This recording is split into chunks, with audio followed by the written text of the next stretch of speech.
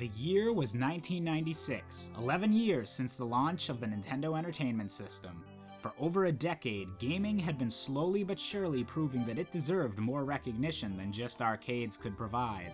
As time had passed, we retreated to classic after classic, slowly mastering the art of 2D game design. But then, following the success of the Sony PlayStation, Nintendo had to take its biggest risk yet, its first 3D console. Luckily for all of us, they chose to launch with what I consider to be the single most important game of all time, a masterpiece that has influenced every 3D game since, Super Mario 64. Mario's first adventure on the Z-axis broke new ground in two ways, by introducing a camera independent of the player's character while still remaining under the player's control, and the introduction of the analog stick.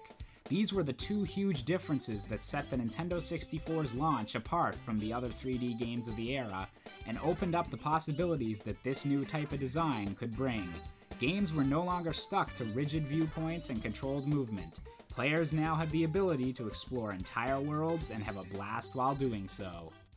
The introduction of a player-controlled camera was a major shakeup compared to anything that had come before it. Any other 3D games at the time either had the player themselves be the viewpoint, aka a first-person shooter, or had a fixed camera placement for every scene. With this new system, they could craft larger worlds with more potential for adventure. It was a stunning new concept, but it also ran the risk of being too complex for the average gamer. We'd never seen anything like it before. Luckily, Super Mario 64 was more than ready to not only take advantage of this new idea, but to teach us how to use it as well. The premise of the game actually sets up the new camera as being a tech-savvy Lakitu, following and reporting on Mario's adventure to rescue Princess Peach.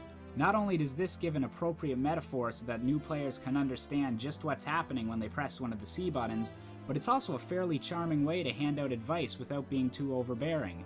The illusion is never broken, and thus a mechanic we all take for granted was born. But freedom to look at a world is nothing if you don't have the freedom to play in it as well. And with polygons and massive levels replacing pixels and obstacle courses, Super Mario 64 would have felt lacking if it had just relied on a D-pad for control. So, Nintendo thought of something new and introduced the N64 controller, complete with an analog stick, to the world.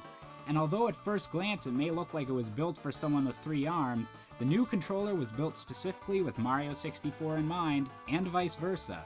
This new mini joystick meant you could control Mario any way you wanted, and so the game opens up with you in a wide open yard with trees and bridges galore. You can immediately start jumping around and getting a feel for this new adventure. You get to experiment with all the new combinations and get a handle on the new buttons that make that camera system so easy to use. The missions to get stars cover everything imaginable, from linear races to far-reaching coin collecting, showing you just how varied a 3D game could be.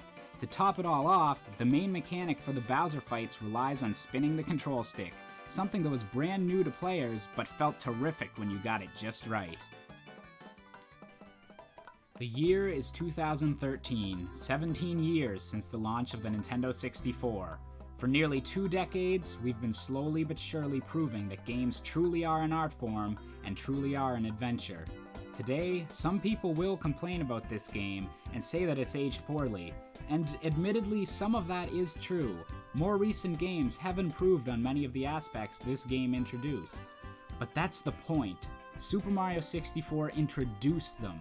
Every memorable gaming experience you've played since then, every single 3D classic, they all owe something to Super Mario 64. With so many new things thrown at the player, its launch could have convinced players that we weren't yet ready for such complex controls. But this game managed to teach us all how 3D games could be played and gave us a taste of what the future had to offer. And for being the point where many of us first learned the skills we'd need to play our own favorite games, for inspiring masterpiece after masterpiece while still being one of its own, that is, without a doubt, really freaking clever.